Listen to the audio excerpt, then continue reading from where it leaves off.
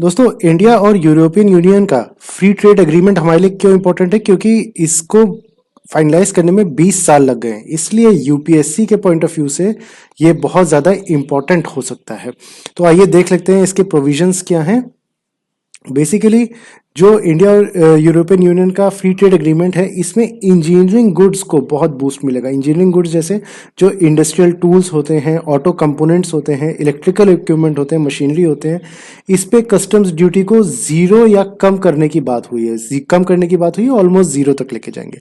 तो इससे हमारे प्रोडक्ट्स यूरोपियन यूनियन के देशों में सस्ते हो जाएंगे और हम चाइना को compete कर पाएंगे और साथ में मेक इन इंडिया को भी पुश मिलेगा। और बहुत सारे एमएसएमईज हैं जो इन इंजीनियरिंग गुड्स में डील करते हैं, उनको भी बहुत ज़्यादा फायदा होने वाला है इससे। नेक्स्ट हमारा जो सेक्टर इसमें बेनिफिट करेगा वो हो गए textiles, leather, toys, James and jewellery, क्योंकि ये सारे ही सेक्टर हमारे लेबर इंटेंसिव सेक्टर होते हैं और लेबर इंटेंसिव होते हैं तो इसमें हमारे एम्प्लॉयमेंट को बूस्ट मिलेगा, ज़्यादा से ज़्यादा लेबर्स को जॉब मिलेंगे जब इनमें एक्सपोर्ट्स बढ़ेगा तो। और फुटवेयर, टॉयज में हमारा जैसे जानते हैं कि चाइना लीडर होता है, बट अब हमारे वहाँ पर प्रोडक्ट सस्ते हो जाएंगे क्योंकि 8 to 12% की जो ड्यूटी है वो कम हो जाएगी।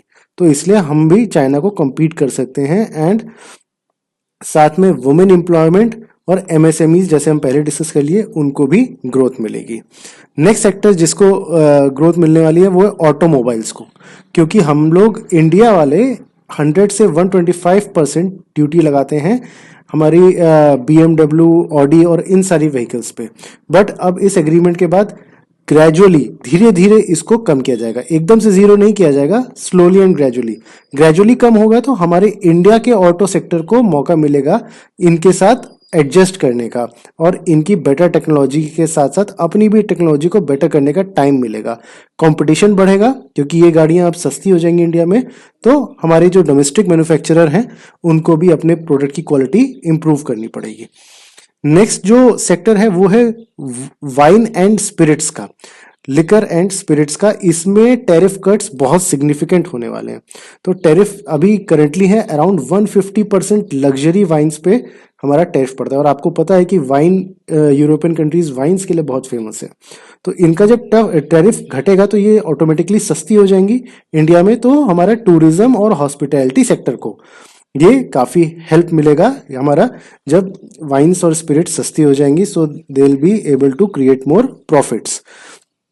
नेक्स्ट हमारा जो सेक्टर है ये है हमारा डेयरी और राइस। डेयरी और राइस को या इससे बाहर रखा गया है, इसमें नहीं इन्वॉल्व किया गया है क्योंकि डेयरी में इंडिया के बहुत स्मॉल फार्मर्स इन्वॉल्व हैं और अगर सस्ते यूरोपियन यूनियन की कंट्रीज के प्रोडक्ट्स आएंगे डेयरी सेक्टर में तो हमारे फार्मर्स की पॉकेट पर असर पड़ेगा, इसलिए इसको इंडियन गवर्नमेंट ने बाहर रखा है। सिमिलरली राइस में भी हम यूरोपियन यूनियन के कंट्री से राइस नहीं लेंगे, उस पर हमारा ड्यूटीज लगे हुए हैं, उसको हमने इस ट्रेड एग्रीमेंट में नहीं रखा है।